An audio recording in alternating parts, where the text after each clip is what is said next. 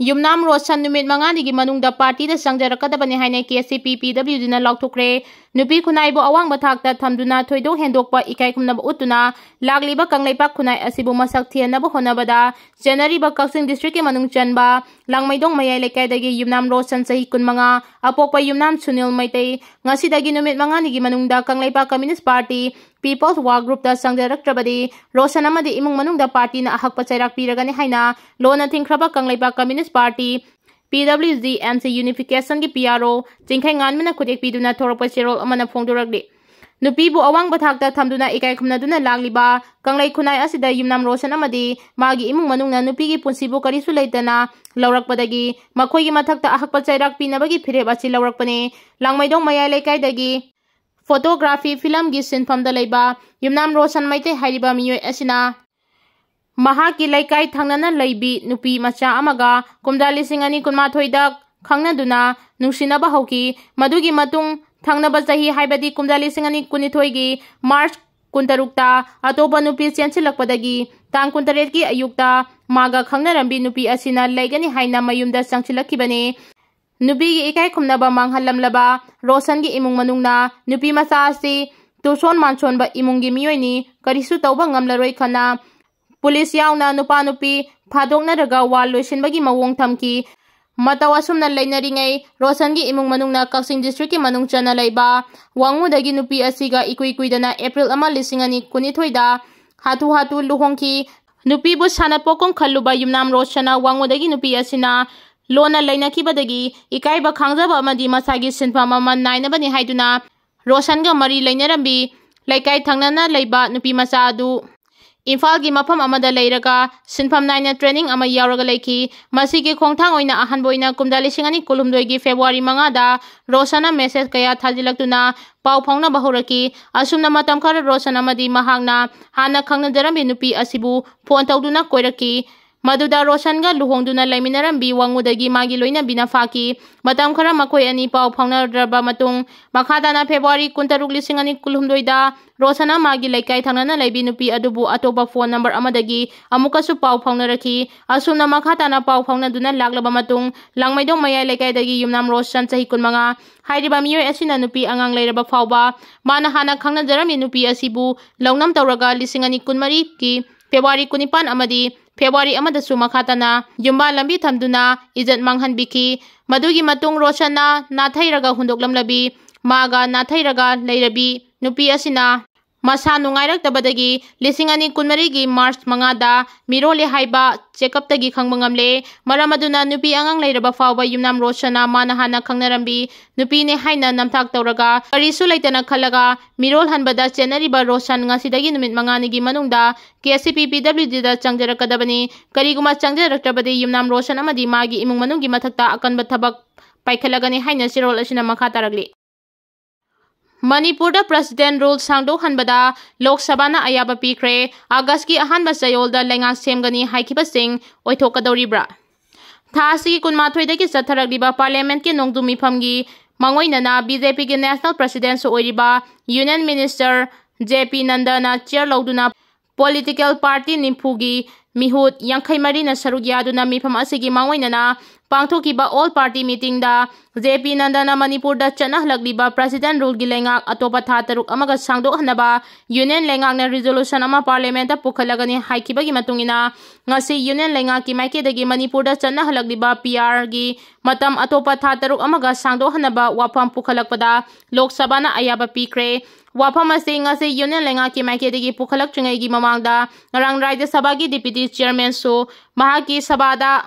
Manipur da President Rule Sangdokhanbagi matangda pukhalakpa wafam khananaba pung anigi matam piragani haina phongdokpa leikrabani pung anigi matam asi Rajya Sabha gi Business Advisory Committee gi mifam pangthoklaba matungda lepani haina su phongdoki Manipur da chalairagdiba President Rule gi lengak asigi laibangna atopa tha taruk amagasu sangdoknabagi phibam lakpaga iroinana chaliba tha asigi manungda NDI gi partner ni haidaba Manipur da laiba National Party amagi MLA amana miyam tinba thoram amada amastung political party kharagi alliance ni haiba amagi lusingba amana Babupura gi mafam amada pangthokiba pawgi mifam amada mathang tha August ki ahanba sayol da state asida miyam gi lengak ama soidana leiragani haina phongdokhiba sing adu ꯑꯣꯏꯊꯣꯛꯀꯗ꯭ꯔꯥ ꯑꯃꯁꯨꯡ ꯃꯈꯣꯏꯒꯤ ꯃꯅꯤꯡ ꯊꯨꯡꯒꯗ꯭ꯔꯥ ꯍꯥꯏꯕꯒꯤ ꯋꯥꯍꯪ ꯍꯪꯅꯔꯛꯂꯤ꯫ ꯃꯅꯤꯄꯨꯔꯗ pair ꯁꯥꯡꯗꯣꯛꯍꯟꯅꯕ home ꯃꯤꯅꯤꯁꯇ꯭ꯔꯤꯒꯤ ꯃꯥꯏꯀꯩꯗꯒꯤ ꯄꯨꯈꯠꯂꯛꯈꯤꯕ ꯔꯤꯖꯣꯂꯨꯁꯟꯁꯤꯡꯕꯨ ꯁꯚꯥ ꯑꯁꯤꯅ ꯑꯌꯥꯕ ꯄꯤꯈꯤꯕꯒꯤ ꯃꯇꯨꯡ ꯏꯟꯅ ꯁꯥꯡꯗꯣꯛꯍꯟꯒꯗꯧꯔꯤꯕ ꯃꯇꯝ ꯑꯁꯤ ꯊꯥ 6ꯀꯤ ꯑꯣꯏꯒꯗꯕꯅꯤ꯫ ꯂꯣꯛ ꯁꯚꯥꯅ ꯑꯌꯥꯕ ꯄꯤꯈ꯭ꯔꯕꯅꯤꯅ ꯑꯊꯨꯕ ꯃꯇꯝꯗ ꯔꯥꯖ꯭ꯌ ꯁꯚꯥꯗꯁꯨ ꯋꯥꯐꯝ ꯑꯁꯤ ꯄꯨꯊꯣꯔꯛꯇꯨꯅ ꯗꯤꯄ꯭ꯌꯨꯇꯤ ꯆꯤꯌꯔꯃꯦꯟꯅ ꯄꯤꯈꯤꯕ ꯈꯟꯅꯕꯒꯤ ꯃꯇꯝ ꯄꯨꯡ 2ꯒꯤ ꯃꯅꯨꯡꯗ ꯈꯟꯅꯔꯕ ꯃꯇꯨꯡꯗ ꯁꯚꯥ ꯑꯁꯤꯅꯁꯨ ꯁꯣꯏꯗꯅ ꯑꯌꯥꯕ ꯄꯤꯔꯛꯀꯅꯤ ꯍꯥꯏꯕꯒꯤ ꯊꯥꯖꯕ ꯂꯩꯔꯦ꯫ ꯀꯨꯀꯤ ꯖꯣ ꯀꯥꯎꯟꯁꯤꯜꯅ ꯁꯤꯟꯗꯨꯅ ꯀꯥꯡꯄꯣꯛꯄꯤꯗ ꯄꯥꯡꯊꯣꯛꯈꯤꯕ ꯃꯤꯐꯝ ꯑꯗꯨꯗ NH2 ꯑꯃꯗꯤ ꯈꯨꯠ ꯊꯥꯅꯗꯕꯒꯤ ꯃꯇꯥꯡꯗ ꯈꯟꯅꯈꯤ ꯍꯥꯏꯅ ꯔꯤꯄꯣꯔꯠ ꯑꯃꯅ ꯐꯣꯡꯗꯣꯔꯛꯂꯤ꯫ ꯍꯧꯈꯤꯕ ꯂꯩꯕꯥꯛꯄꯣꯛꯄ ꯅꯨꯃꯤꯠꯇ ꯀꯨꯀꯤ ꯖꯣ ꯀꯥꯎꯟꯁꯤꯜꯅ ꯁꯤꯟꯗꯨꯅ ꯄꯥꯡꯊꯣꯛꯈꯤꯕ ꯃꯤꯐꯝ ꯑꯗꯨꯗ ꯃꯤꯅꯤꯁꯇ꯭ꯔꯤ ꯑꯣꯐ ꯍꯣꯝ ꯑꯦꯐꯤꯌꯔꯁ MHAꯅ ꯃꯔꯨꯑꯣꯏꯅ ꯆꯤꯡꯒꯤ ꯗꯤꯁꯇ꯭ꯔꯤꯛꯁꯤꯡ ꯐꯥꯎꯗꯨꯅ ꯂꯩꯔꯤꯕ ꯅꯦꯁꯅꯦꯜ ꯍꯥꯏꯋꯦ 2ꯗ ꯑꯄꯟꯕ ꯑꯃꯗꯤ ꯑꯊꯤꯡꯕ ꯌꯥꯎꯗꯅ ꯃꯤꯌꯥꯝ ꯆꯠꯊꯣꯛ ꯆꯠꯁꯤꯟ ꯌꯥꯍꯟꯅꯕ ꯄꯤꯔꯛꯄ ꯄ꯭ꯔꯦꯁꯔ ꯑꯃꯗꯤ ꯃꯤꯇꯩ ꯑꯃꯗꯤ ꯀꯨꯀꯤ ꯐꯨꯔꯨꯞ ꯑꯅꯤꯒꯤ ꯃꯔꯛꯇ ꯈꯨꯠ ꯊꯥꯅꯗꯕ ꯁꯤꯖꯐꯥꯌꯔ ꯍꯥꯏꯕ ꯍꯤꯔꯝꯗ ꯃꯔꯨꯑꯣꯏꯅ ꯈꯟꯅꯈ꯭ꯔꯦ꯫ ꯅ꯭ꯌꯨꯁ ꯑꯦꯖꯦꯟꯁꯤ ꯄꯥꯋꯔ ꯀꯣꯔꯤꯗꯣꯔꯅ ꯇꯧꯔꯛꯄ ꯔꯤꯄꯣꯔꯠ ꯑꯃꯒꯤ ꯃꯇꯨꯡ ꯏꯟꯅ ꯀꯨꯀꯤ ꯖꯣ ꯀꯥꯎꯟꯁꯤꯜꯅ ꯁꯤꯟꯗꯨꯅ ꯄꯥꯡꯊꯣꯛꯈꯤꯕ ꯃꯤꯐꯝ ꯑꯗꯨꯗ ꯀꯨꯀꯤ ꯖꯣ ꯐꯨꯔꯨꯞꯀꯤ ꯂꯩꯔꯤꯕ ꯇꯣꯉꯥꯟ ꯇꯣꯉꯥꯟꯕ CSOꯁꯤꯡꯒꯤ ꯂꯨꯆꯤꯡꯕ ꯑꯃꯗꯤ ꯐꯨꯔꯨꯞ ꯑꯁꯤꯒꯤ ꯁꯦꯅꯤꯌꯔ ꯂꯤꯗꯔ ꯀꯌꯥꯁꯨ ꯁꯔꯨꯛ ꯌꯥꯈꯤ ꯍꯥꯏꯔꯤ꯫ ꯃꯤꯐꯝ ꯑꯗꯨꯗ ꯁꯔꯨꯛ ꯌꯥꯈꯤꯕ ꯗꯦꯂꯤꯒꯦꯠꯁꯤꯡꯅ ꯀꯨꯀꯤ ꯖꯣ ꯃꯤꯌꯥꯝꯅ ꯅꯝꯅ ꯈꯨꯟꯗꯥ ꯂꯩꯇꯥꯗꯨꯅ ꯂꯩꯔꯤꯕ ꯆꯤꯡꯒꯤ ꯃꯐꯝꯁꯤꯡꯗ ꯀꯥꯡꯄꯣꯛꯄꯤꯗ ꯄꯥꯡꯊꯣꯛꯈꯤꯕ ꯃꯤꯐꯝ ꯑꯗꯨꯒ ꯃꯥꯟꯅꯕ ꯃꯤꯐꯝ ꯀꯌꯥ ꯐꯝꯂꯕ ꯃꯇꯨꯡꯗ ꯐꯨꯔꯨꯞ ꯑꯁꯤꯒꯤ ꯃꯤꯌꯥꯝꯅ ꯑꯃꯠꯇ ꯑꯣꯏꯅ ꯑꯌꯦꯠꯄ ꯌꯥꯎꯗꯅ ꯂꯧꯕ ꯋꯥꯔꯦꯞ ꯑꯗꯨ ꯀꯨꯀꯤ ꯖꯣ ꯀꯥꯎꯟꯁꯤꯜꯅ MHAꯒꯤ ꯑꯣꯐꯤꯁꯤꯌꯦꯜꯁꯤꯡꯗ ꯄꯤꯁꯤꯟꯒꯅꯤ ꯍꯥꯏꯔꯤ꯫ ꯃꯤꯐꯝ ꯑꯗꯨꯗ ꯁꯔꯨꯛ ꯌꯥꯈꯤꯕ ꯃꯤꯑꯣꯏꯁꯤꯡꯅ ꯐꯨꯔꯨꯞ ꯑꯁꯤꯒꯤ ꯃꯥꯏꯀꯩꯗꯒꯤ ꯀꯩꯗꯧꯉꯩꯗ ꯅꯦꯁꯅꯦꯜ ꯍꯥꯏꯋꯦꯗ ꯑꯆꯠ ꯑꯋꯣꯡꯁꯤꯡ ꯑꯣꯐꯤꯁꯤꯌꯦꯜ ꯑꯣꯏꯅ ꯊꯤꯡꯕꯒꯤ ꯈꯣꯡꯖꯪ ꯆꯪꯁꯤꯟꯈꯤꯕ ꯂꯩꯇꯦ꯫ ꯍꯧꯈꯤꯕ ꯆꯍꯤ 2019ꯒꯤ ꯃꯦ 3ꯗꯒꯤ ꯊꯣꯔꯛꯈꯤꯕ ꯏꯊꯅꯤꯛ ꯚꯥꯏꯂꯦꯟꯁ ꯑꯁꯤꯅ ꯇꯉꯥꯏꯐꯗꯅ ꯍꯥꯏꯔꯤꯕ ꯍꯥꯏꯋꯦ ꯑꯁꯤꯗ ꯐ꯭ꯔꯤ ꯃꯨꯚꯃꯦꯟꯗ ꯔꯦꯁꯇ꯭ꯔꯤꯛꯁꯟ ꯊꯝꯈꯤꯕꯅꯤ ꯍꯥꯏꯅ ꯐꯣꯡꯗꯣꯛꯅꯈꯤ ꯍꯥꯏꯔꯤ꯫ ꯄꯨꯡ 3 ꯆꯨꯞꯅ 8-10 ꯊꯣꯛꯅ ꯃꯤꯐꯝ ꯑꯗꯨꯗ ꯈꯟꯅꯔꯕ ꯃꯇꯨꯡꯗ ꯀꯨꯀꯤ ꯖꯣ ꯀꯥꯎꯟꯁꯤꯜꯒꯤ ꯃꯥꯏꯀꯩꯗꯒꯤ ꯁꯦꯟꯇ꯭ꯔꯦꯜ ꯁꯦꯀ꯭ꯌꯨꯔꯤꯇꯤ ꯐꯣꯔꯁꯅ ꯉꯥꯛꯁꯦꯟꯗꯨꯅ ꯕꯁ ꯌꯥꯎꯅ ꯀꯃꯔꯁꯤꯌꯦꯜ ꯑꯃꯗꯤ ꯄꯕ꯭ꯂꯤꯛ ꯇ꯭ꯔꯥꯟꯁꯄꯣꯔꯠꯁꯤꯡ ꯀꯥꯡꯄꯣꯛꯄꯤ ꯐꯥꯎꯗꯨꯅ ꯆꯠꯄꯗ ꯑꯊꯤꯡꯕ ꯂꯩꯇꯦ꯫ ꯍꯥꯏꯔꯤꯕ ꯑꯅꯧꯕ ꯆꯠꯅ ꯀꯥꯡꯂꯣꯟ ꯑꯁꯤ ꯍꯧꯈꯤꯕ ꯊꯥ ꯑꯃꯒꯤ ꯃꯃꯥꯡꯗꯒꯤ ꯍꯧꯗꯨꯅ ꯅꯦꯁꯅꯦꯜ ꯍꯥꯏꯋꯦ 2ꯗ ꯆꯠꯅꯕ ꯍꯧꯈ꯭ꯔꯦ꯫ ꯑꯗꯨꯕꯨ ꯍꯧꯖꯤꯛ ꯐꯥꯎꯕꯒꯤ ꯑꯣꯏꯅꯗꯤ ꯍꯥꯏꯔꯤꯕ ꯂꯝꯕꯤ ꯄꯔꯤꯡ ꯑꯁꯤꯗ ꯄ꯭ꯔꯥꯏꯚꯦꯠ ꯚꯦꯍꯤꯀꯜꯁꯤꯡ ꯆꯠꯊꯣꯛ ꯆꯠꯁꯤꯟ ꯇꯧꯕꯗ ꯈꯨꯗꯣꯡꯊꯤꯅꯤꯡꯉꯥꯏ ꯑꯣꯏꯗ꯭ꯔꯦ ꯍꯥꯏꯕꯗꯨꯗꯤ ꯍꯥꯏꯕ ꯉꯝꯗ꯭ꯔꯤ ꯍꯥꯏꯅꯁꯨ KZCꯅ ꯃꯤꯐꯝ ꯑꯗꯨꯗ ꯊꯝꯈꯤ ꯍꯥꯏꯔꯤ꯫ ꯀꯥꯡꯄꯣꯛꯄꯤꯗ ꯍꯧꯈꯤꯕ ꯂꯩꯕꯥꯛꯄꯣꯛꯄ ꯅꯨꯃꯤꯠꯇ ꯄꯥꯡꯊꯣꯛꯈꯤꯕ ꯇꯣꯉꯥꯟ ꯇꯣꯉꯥꯟꯕ ꯁꯦꯅꯤꯌꯔ ꯂꯤꯗꯔ ꯀꯌꯥꯅ ꯁꯔꯨꯛ ꯌꯥꯗꯨꯅ ꯄꯥꯡꯊꯣꯛꯈꯤꯕ ꯃꯤꯐꯝ ꯑꯗꯨꯗ foothill Naga coordination committee FNCCꯅ ꯀꯨꯀꯤ ꯖꯣ ꯃꯤꯌꯥꯝꯒꯤ ꯃꯥꯌꯣꯛꯇ ꯃꯇꯝ ꯀꯛꯇꯕ ꯂꯝꯕꯤ ꯊꯤꯡꯕꯒꯤ ꯈꯣꯡꯖꯪ ꯆꯪꯁꯤꯜꯂꯤꯕ ꯑꯁꯤꯗ ꯂꯩꯉꯥꯛꯀꯤ ꯃꯥꯏꯀꯩꯗꯒꯤ ꯃꯇꯤꯛ ꯆꯥꯕ ꯊꯕꯛ ꯊꯧꯔꯝ ꯑꯃꯠꯇ ꯄꯥꯏꯈꯠꯇꯕꯅ ꯄꯦꯟꯗꯕ ꯐꯣꯡꯗꯣꯛꯅꯈꯤ ꯍꯥꯏꯔꯤ꯫ ꯀꯨꯀꯤ ꯖꯣ ꯀꯥꯎꯟꯁꯤꯜꯅ ꯁꯤꯟꯗꯨꯅ ꯄꯥꯡꯊꯣꯛꯈꯤꯕ ꯃꯤꯐꯝ ꯑꯗꯨ KZCꯒꯤ ꯑꯦꯁꯤꯁꯇꯦꯟꯠ ꯁꯦꯀ꯭ꯔꯦꯇꯔꯤ ꯗꯧꯃꯤꯂꯥꯟ ꯍꯥꯎꯀꯤꯞꯅ ꯀꯣꯑꯣꯔꯗꯤꯅꯦꯠ ꯇꯧꯈꯤ꯫ ꯃꯤꯐꯝ ꯑꯗꯨꯗ ꯁꯥꯏꯀꯨꯜ ꯑꯦꯁꯦꯝꯕ꯭ꯂꯤ ꯀꯣꯟꯁꯇꯤꯇꯨꯑꯦꯟꯁꯤꯒꯤ MLA ꯀꯤꯝ ꯅꯤꯌꯣ ꯍꯥꯡꯁꯤꯡ, ꯏꯟꯗꯤꯌꯥ ꯂꯩꯉꯥꯛꯀ ꯁꯨ ꯑꯦꯛꯁꯇꯦꯟꯁꯟꯒ ꯃꯔꯤ ꯂꯩꯅꯅ ꯋꯥꯔꯤ ꯁꯥꯅꯕꯗ ꯌꯥꯎꯔꯤꯕ UPF ꯑꯃꯗꯤ KNOꯒꯤ ꯔꯤꯄ꯭ꯔꯖꯦꯟꯇꯦꯇꯤꯕꯁꯤꯡꯁꯨ ꯁꯔꯨꯛ ꯌꯥꯈꯤ ꯍꯥꯏꯔꯤ꯫ ꯃꯤꯐꯝ ꯑꯗꯨꯗ ꯁꯔꯨꯛ ꯌꯥꯈꯤꯕ MLA ꯀꯤꯝ ꯅꯤꯌꯣ ꯍꯥꯡꯁꯤꯡꯅ ꯇ꯭ꯔꯥꯏꯕꯦꯜ ꯀꯝꯃ꯭ꯌꯨꯅꯤꯇꯤꯒꯤ ꯃꯔꯛꯇ ꯑꯃꯠꯇ ꯑꯣꯏꯅ ꯄꯨꯟꯁꯤꯟꯅꯕ ꯍꯣꯠꯅꯕꯗ ꯂꯨꯆꯤꯡꯕ ꯑꯃ ꯑꯣꯏꯕꯒꯤ ꯄꯥꯡꯊꯣꯛꯇꯕ ꯌꯥꯗ꯭ꯔꯕ ꯃꯊꯧ ꯄꯥꯡꯊꯣꯛꯅꯕ ꯍꯣꯠꯅꯕꯗ ꯊꯦꯡꯅꯔꯤꯕ ꯑꯋꯥꯕ ꯈꯨꯗꯣꯡꯆꯥꯗꯕꯒꯤ ꯃꯇꯥꯡꯗ ꯃꯤꯐꯝ ꯑꯗꯨꯗ ꯄꯨꯈꯠꯇꯨꯅ ꯈꯟꯅꯈꯤ ꯍꯥꯏꯔꯤ꯫ ꯅꯥꯒꯥꯁꯤꯡꯅ ꯁꯔꯨꯛ ꯌꯥꯕ ꯌꯥꯔꯣꯏ ꯍꯥꯏꯅ UNCꯅ ꯐꯣꯡꯗꯣꯛꯈ꯭ꯔꯦ꯫ ꯏꯟꯗꯤꯖꯤꯅꯁ ꯄꯤꯄꯜ ꯐꯣꯔꯝ ꯃꯅꯤꯄꯨꯔ IPFMꯅ ꯂꯥꯛꯂꯤꯕ ꯑꯥꯒꯁ 9ꯗ ꯁꯤꯇꯤ ꯀꯟꯚꯦꯟꯁꯟꯗ ꯄꯥꯡꯊꯣꯛꯀꯗꯧꯔꯤꯕ international day of the world indigenous people ꯗꯦꯒꯤ ꯊꯧꯔꯝꯗ ꯅꯥꯒꯥ ꯃꯤꯌꯥꯝꯅ ꯁꯔꯨꯛ ꯌꯥꯗꯅꯕ ꯌꯨꯅꯥꯏꯇꯦꯗ ꯅꯥꯒꯥ ꯀꯥꯎꯟꯁꯤꯜꯒꯤ ꯄ꯭ꯔꯁꯤꯗꯦꯟꯠ ND ꯂꯣꯔꯍꯣꯅ ꯊꯥꯗꯣꯔꯛꯄ ꯆꯦꯔꯣꯜ ꯑꯃꯗ ꯁꯦꯛꯁꯟ ꯋꯥꯐꯝ ꯊꯝꯂꯛꯂꯤ꯫ ꯆꯦꯔꯣꯜ ꯑꯗꯨꯅ ꯃꯈꯥ ꯇꯥꯔꯗꯨꯅ ꯍꯥꯏ ꯊꯧꯔꯝ ꯑꯁꯤꯕꯨ ꯁꯤꯜꯂꯤꯕ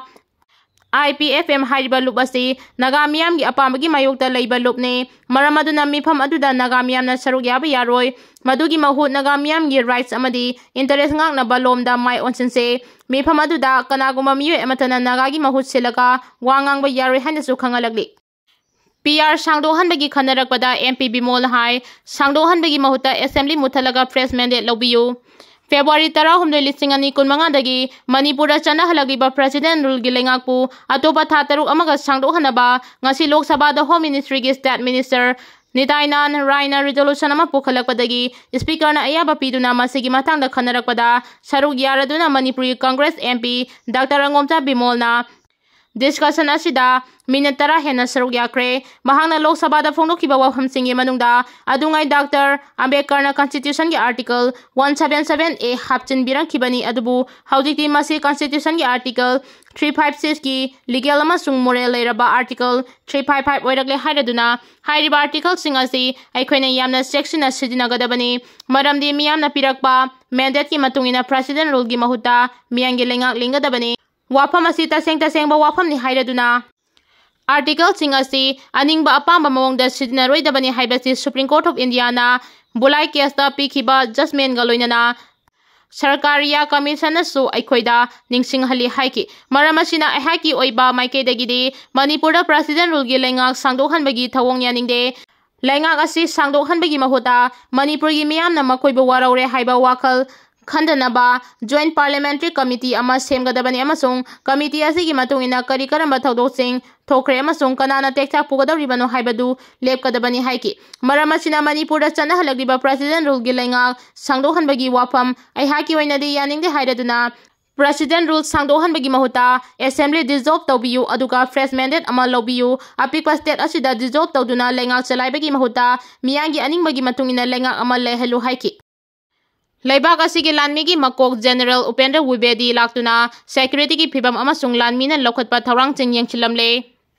kumda lisingani kunithoi gi March tagi lingkhalaki ba Manipur lengak pu February 9 lisingani kunmanga de resign tahollaba matungda tha asigi 13 dagi Manipur da chana halagiba president rule gi lengak haudik tha taruk mapung phajilakpaga iroinana union lengak ki maike dagi lengak asi atoba tha taruk amaga matam sangdokhanba thawrang tawrakpaga loinana masigidama Home Minister Amit Shah na haudik chathariba parliament ki nongdu mifamda sabha anima ki ayaba launanaba thabak paikhalakpadagi Rajya Sabha ki deputy chairperson Manipura PR sangdokhanbagi matangda khananaba sabha asida pung ani gi matam piragani haina ngarang phongdokhibaga panthadana ngasi lebak asigi lanmi gi makok Chief of the Army Staff General Upendra Wibedi masamang hakthengna laktuna haudik oiba security gi phibam sing yengchinkre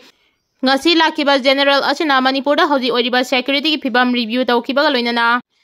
state asigi tongan tonba mafam singda deploy tawrakliba Assam Rifles amasung army gi maike degi tangai fadaba mathauting pangthoknabagi damak laukhalakliba thawrang sing operational readiness ki phibam sum hangna review tawki tasengnamak Manipur lengak amasung center na May 2012 dagi state asida thorakliba Kuki zo kangugi State asida thorakliba Kuki zona landarapagi irang asi loisinduna aroiba warisin purangna makhal kayagi thabak ting paikhallaklabasu haudi fawbada warisin purakpa ngamdrabanina lebak asigi lanmigi makokna Manipur da lakpa haibas wathok singa loina ba khongchat ama oigadori General asina ngasi lanmigi maiketegi state asida ingtapa purakpaga loinana miyamda thokaningdaba thawdoksing mayok naraktanabagidamag lanmina laukhalakpa thabak thawram ting yengsankibaga loinana hauji state asigi oiriba phibam sing asigi matangda mari leinaba lanmigi official singda suma thawtaba thabak sing pangthoknaba pautak piramki